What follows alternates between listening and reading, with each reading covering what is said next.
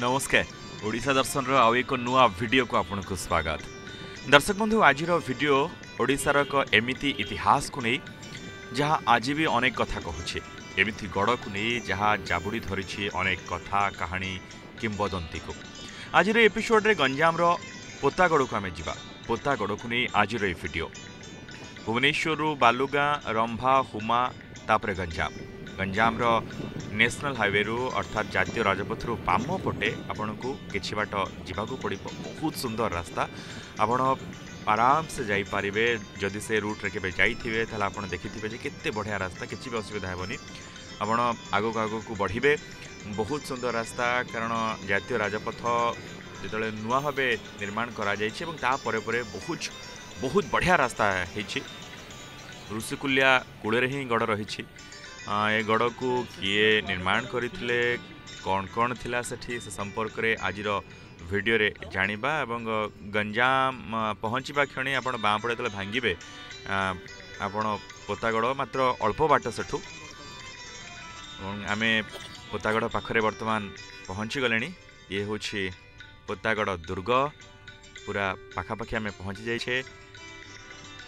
को किए कहूँ केबे मिलिटारी कैंप थिला किए गोटे राजनगर थिला बोली कहउछंती गड़ दुर्ग एमिति व्यवसायी स्थल भी बोली थिला बोली किए मध्य कहउछंती। ये होछि मुख्य फाटक पोतागढ़। एठी आपण इस्लाम फरासी एवं ब्रिटिश शैलीर स्थापत्य पाइबे। आपण पोतागढ़ भितर पहुँचवा खणी जानि जिवे एवं ये होछि खाई आपण देखुछंती जेमति थाए सब दुर्ग गढ़र चारि पाखे खाई खोला जाई थाए पानी थाए एवं सेठी कुंभीरं को छाड़ी दिया जाए कारण कौन सी बाह्यशत्रु आक्रमण को रु रक्षा करने एमिति व्यवस्था ग्रहण करा जाई थाए। शत्रु माने सहजरे भितर को जाई परिबे नाही से खाई को डेई।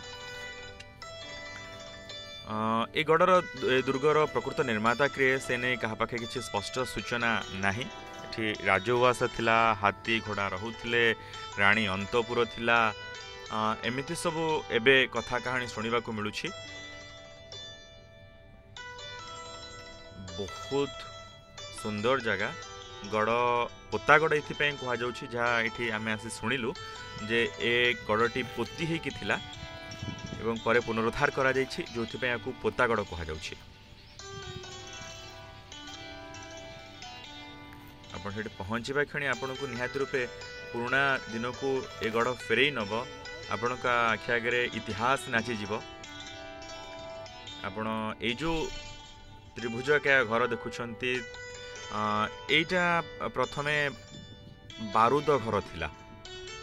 एठी बारूद गच्छित रोला 40,000 पाउंड बारूद एठी गच्छित रोला बोली कह जाए।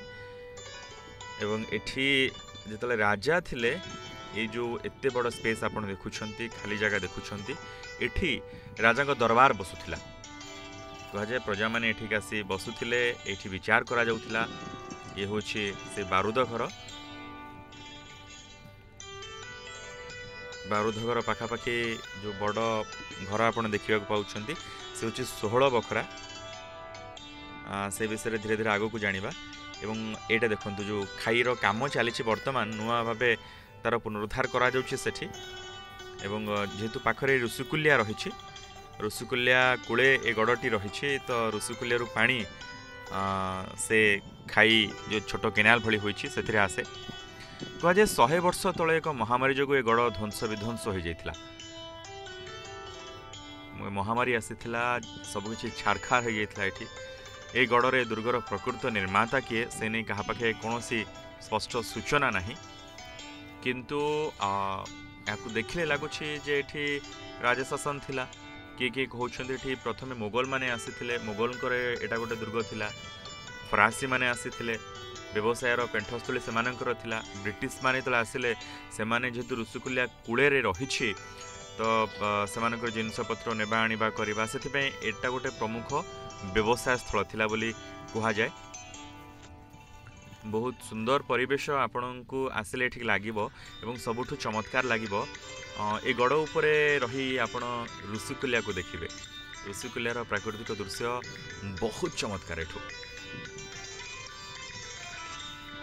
ये होछि ऋषिकुल्या नई पानी पूरा भरपूर होगी रही गड़ को रक्षा करने ऋषिकुल्या कूल निर्माण चली जहाँ कहुच्छी पाचेरी निर्माण करा जाउछि।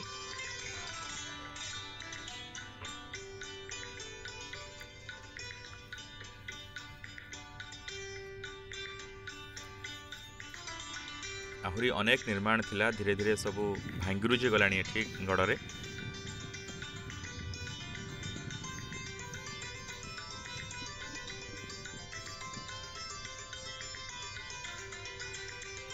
ये पूरा दृश्य आप देखुंट ऋषिकुल्यार ना तो आप शुणी थे से विषय अल्प बहुत जानी थे। देखु केते पाखरे गड़ रही।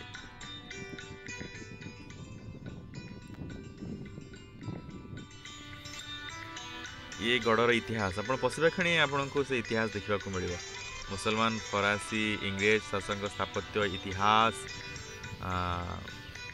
एठी देखा मिल आपन को। ये जो घर किस समय तले आम आप कहूँ 16 बखरा ये से 16 बखरा घर एवं ये जो घर आप देखुंट पूरा भांगिरुजी जाइए किंतु यार किछिटा निर्माण एबे भी बाकी अच्छी अर्थात घरर भग्नावशेष एबे भी अच्छी एवं ये आउरी चमत्कार दृश्य मान होउछि। एटा कहा जाउछि जेतेबेले राजा नौर एठी थिला राजा शासन थिला एठी एटा कले रानी अंतपुर थिला रानी को वास एटा थिला रानी एठी रहुथिले। बहुत मोटा कांथ एवं बहुत बड़ बड़ कांथ निर्माण करा जायतिला चमत्कार ढंगरे यहाँ निर्माण कराइथिला से समय एटा पाखापाखि 3 ताला थिला बोली कहा जाउछि अर्थात 3 महला विशिष्ट ये निर्माण करा जायतिला एठी भांगिरुजी जाइछि।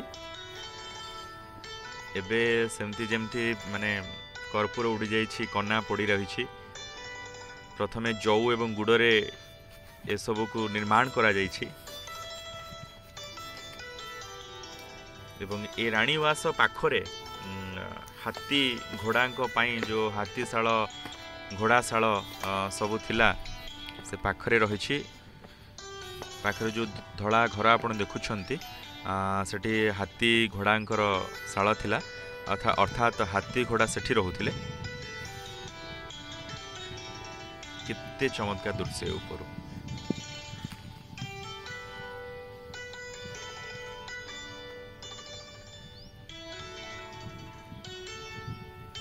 ये हूँ हाथीशाला घोड़ाशाला।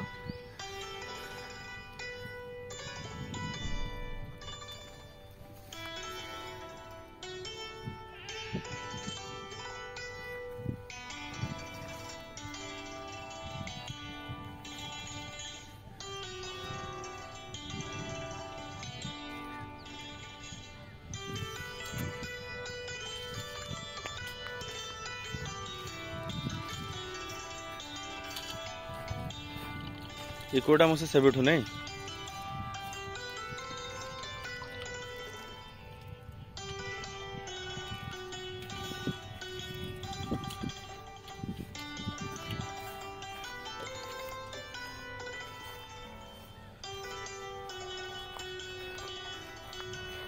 एबे आसतु से जावा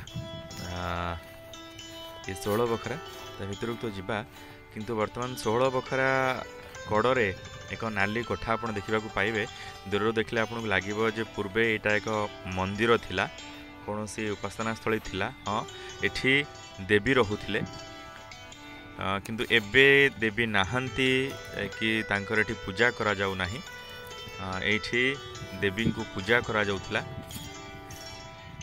मंदिर थिला एटा गड़ देवी एठी पूजा पाउथिले किंतु एबे यह शून्य। लोके कहती देवी कोपरे ही गंजाम छारखार हो जाइथिला। देवी को कोप करथिले महामारी आसीथिला एवं गंजाम छारखार हो जाइथिला।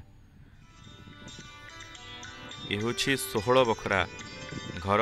ये जो घर आप देखुंट फरासी इंग्रेज जो माने भी ठीक आसी एठी सेमानकर प्रशासनिक कार्यालय थिला अर्थात एठी सेमानकर सबु कार्य संपादित होथिला। देखो केते मोटा कांथ प्रथमे जौ गुड़े निर्माण होता एबे कांथरे सिमेंटर पलस्तरा लगी किंतु मूल ढांचा एबे भी सेमिति अच्छी से भाव अच्छी।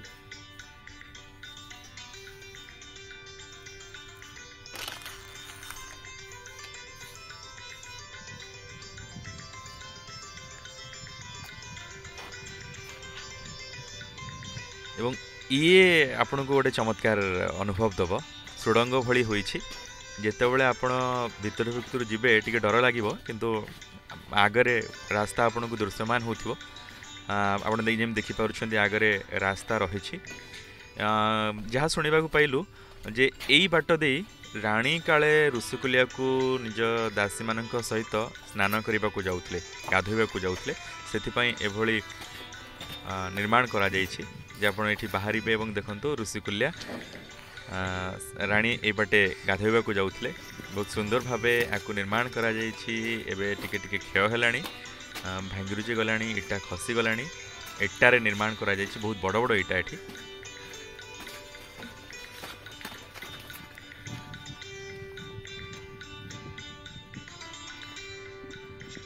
एवं आउ एक जगह को जीवा आउ एक सुड़ंग से सुड़ंग विषय जहाँ शुणिलु आम जना ना जे रास्ता कुआड़े लंबी सुड़ंगरू किंतु राजा बाह्यशत्रु कबल निजक रक्षा करने ये सुड़ंग निर्माण करथिले एवं कहा जाए जे एठी जे राजा थिले शत्रु को कबल निज रक्षा करने सुड़ंग बाट दे से पलैथिले।